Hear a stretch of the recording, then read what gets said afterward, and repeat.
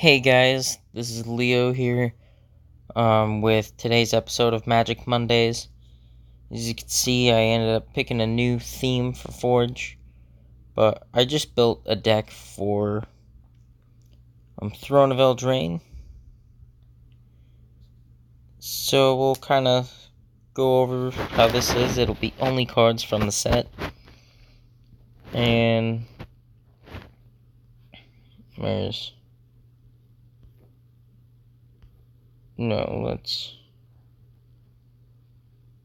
group this typings? No.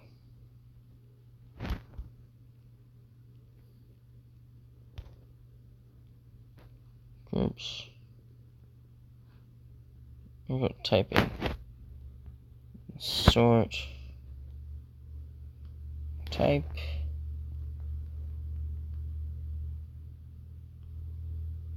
There we are. So first, we have 3 of these acclaimed contenders, which are 2 and a white for a human knight creature. And when it enters the battlefield, if you control another knight, look at the top 5 cards of your library. You can reveal a knight, an aura, an equipment, or a legendary artifact from among those 5 and put it into your hand. And put the rest at the bottom of your library in any order, so that's all snazzy. And there are 3 3s. And next I have 2 Ardenvale Tacticians, which are 1 and 2 white to cast human knight creatures, or before you play the creature, you can cast it as an instant, which is that dizzying swoop. And so for 1 and a white, for an adventure instant, you can tap up to 2 creatures, and then you can play Ardenvale Tactician from exile. So that's pretty cool. And it has flying, and it's a 2/3. Well, next we have 1 Bone Crusher Giant, 2 in a red to cast for a giant, and its adventure instant is called Stomp for 1 and a red. Damage can't be prevented this turn, then you deal 2 damage to any target. So, just in case they want to try to pull something with preventing damage, you can tell them no. And then, as the creature, whenever it becomes a target of a spell, it deals 2 damage to that spell's controller, and it's a 4/3. And we have 3 Brimstone trebuchets, or trebuchets, I don't know how to pronounce that. For 2 and a red, it's a wall artifact creature, and so by definition, walls have defender, and it also has reach, meaning it can be blocked by creatures with flying, and it taps to deal 1 damage to each opponent, and whenever a knight enters the battlefield under your control, untap it, and it's a 1/3, and most of my creatures in here are knights. So, on turns that I can cast a bunch of creatures, I can deal a bunch of damage. Next, we have 2 Fervent Champions. 1 red to cast for a 1/1 with first strike and haste, which that's in itself is really good. And it's a human knight. Whenever it attacks, another target attacking knight you control gets +1/+0 until end of turn. And then equip abilities you activate that target it costs 3 less to activate. 3 generic less to activate. So if an equipment costs 4 mana to equip it to something, it'll change that to 1, so on and so forth. Flutter Fox we might take out of the deck here soon, but it's 1 and a white for a 2/2 that as long as you control an artifact or enchantment, it has flying. And we have 2 Ginger Brutes for 1 generic mana to cast. They are 1/1s. it's an artifact creature token. It's an artifact creature that is a food golem typing. So food is exclusively an artifact typing, it's not a creature type. And then golem is its creature type. I just kind of wanted to clear that out, because I know a lot of people were thinking that creatures can be food. Which, I mean, they can, but that's not the creature type. Which there is a difference between creature type and artifact types in the game. Let's see, it's a 1/1 with haste, and for 1 generic mana, it can't be blocked this turn except by creatures with haste.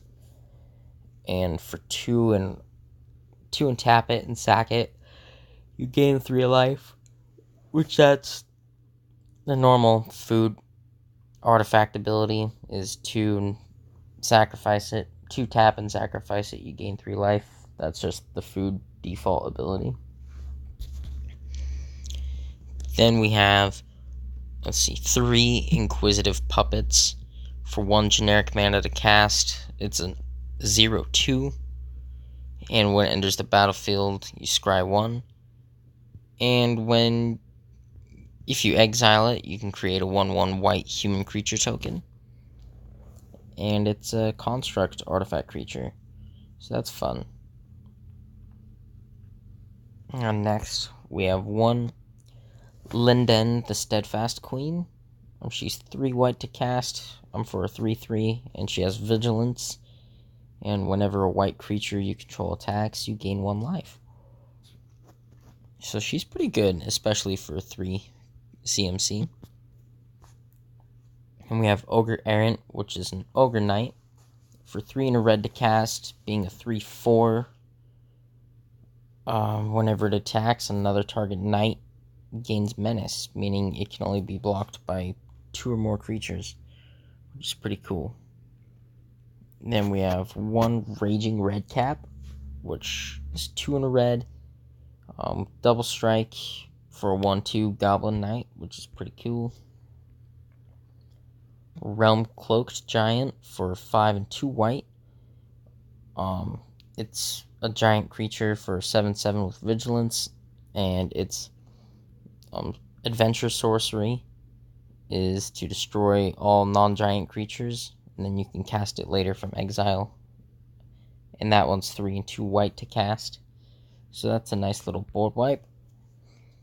And next, we got 2 Rimrock Knights, 1 and a red to cast for a 3/1 that can't block. And its adventure instant is Boulder Rush to give +2/+0 to any creature until end of turn. And then you can cast the creature later from exile.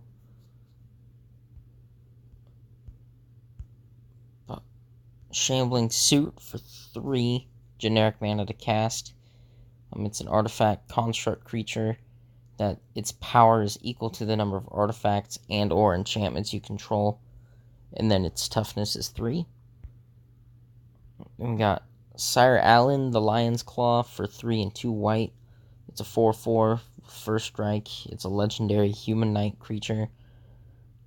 Whenever Sire Allen, the Lion's Claw attacks, all other creatures you control get +1/+1 until end of turn. So he's pretty cool.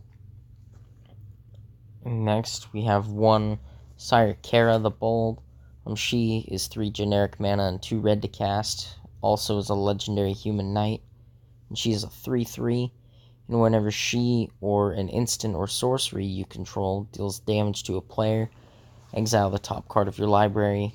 You may play that card this turn, assuming you have the mana to cast it.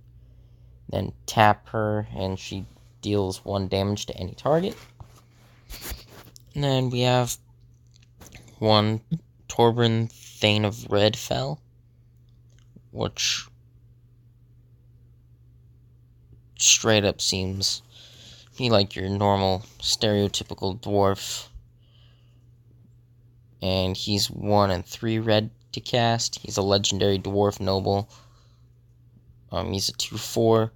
And if a red source you control would deal damage to an opponent or a permanent they control, it deals that much damage +2 instead. So that's pretty cool. Venerable Knight is 1 white to cast for a human knight creature. And whenever it dies, you put a +1/+1 counter on target knight you control. And that's a 2/1. And then we have 2 Worthy Knights, which whenever you cast a knight spell, create a 1/1 human creature token. It's 1 and a white to cast for a 2/2 human knight creature. And that sums up the creatures. And starting with the artifacts, and we have Circle of Loyalty, which is 4 and 2 white to cast for a legendary artifact, and it costs 1 generic less to cast for each knight you control, and creatures you control get +1/+1, and whenever you cast a legendary spell, create a 2/2 white knight creature token with Vigilance. And then for 3 a white and tap it, you can create a 2/2 white knight creature with Vigilance. So that's pretty cool. So we got 2 of those. Got 3 Crystal Slippers for 1 and a red. It's an equipment artifact, and the equipped creature gets +1/+0 in haste. And to equip it, is 1 generic mana. And we have Embercleave, which is, we have 2 of those, and it's a legendary equipment artifact for 4 and 2 red to cast. It has flash, and it costs 1 less to cast for each attacking creature you control.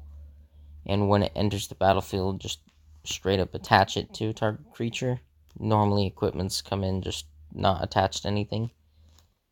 And then the equipped creature gets +1/+1 and double strike and trample. That's pretty cool. So we got 2 of those. And we have Glass Casket for 1 and a white.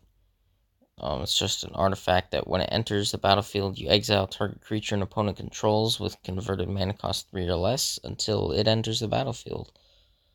So it's kind of a newer version of Oblivion Ring, more or less. Then we have 2 Shining Armors for 1 and a white to cast. It's just an equipment artifact with flash, and when it enters the battlefield, you attach it to a target knight you control, and then the equipped creature gets +0/+2 and has vigilance. And its equip cost is 3 generic mana. And then to sum up the artifacts, we have 2 Spinning Wheels, which is 3 generic mana to cast. And you can tap to add 1 mana of any color, or 5 and tap it, and you tap target creature. I might take out both of those, or just 1. We'll find out later. But now we're sitting at our land counts. I have Castle Ardenvale, and it enters the battlefield tapped unless you control planes. You tap to add 1 white, or 2 and 2 white. Tap it, you create a 1/1 human creature token. We have Castle Embereth next, and again, just 1 of those. And it enters the battlefield tapped unless you control a mountain. You tap to add 1 red, then for 1 and 2 red and tap, creatures you control get +1/+0 until end of turn. So that blanket pump is pretty nice. Then we have 2 Dwarven Mines, which are mountain lands. They're non-basic mountains. So they tap to add a red, and then when it enters the battlefield tapped unless you control 3 or more other mountains, and when it enters the battlefield untapped, you create a 1/1 red dwarf creature token. And so we only got 2 of those in there. But next we have Idealist Range. It's a non-basic plains, sorry. And it enters the battlefield tapped unless you control 3 or more other planes. And when it enters the battlefield untapped, you put a +1/+1 counter on target creature you control. So it's nice to have that little bit of pump. But then we have 5 basic mountains, 5 basic plains. Then we have 2 tournament grounds, which tap to add a colorless, or you can tap to add a red, a white, or a black, and you can only use that to cast a knight or equipment. And then we have 2 Windscarred Crags, which enter tapped, and when they enter the battlefield, you gain a life, and then they tap to add 1 red or 1 white. So that sums up this Throne of Eldraine deck. It's a knight artifact deck, and I hope you enjoyed. And if you use this deck list, let me know in the comments how it plays for you. And until then, keep making decks out there. Post in the comments any new kind of decks you'd like to see me make. And until the next video, this is Leo, over and out. Peace.